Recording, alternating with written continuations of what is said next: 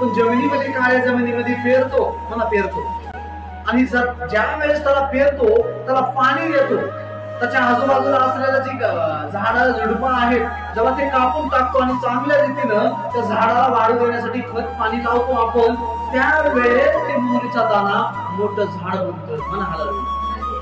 उगाच होतं का मोहरीचा दाना दिसायचा तर एवढा दिसायचा, पण तिथं म्हटलंय की एवढा दाना जेव्हा त्याला चांगलं खत आणि पाणी देतो त्याचं संरक्षण करतो तेव्हा तो एवढा मोठा होतो आणि त्याच्या फांद्यावर काय बसतात, आकाशातील पाखरे बसतात म्हणा हलवलं. आता तुम्ही म्हणत असा भाई माझा एवढाच विश्वास आहे. अहो तो विश्वास छोटा नाही, त्याला वाढवण्यासाठी चांगल्या खत पाण्याची गरज आहे म्हणा हलवलं.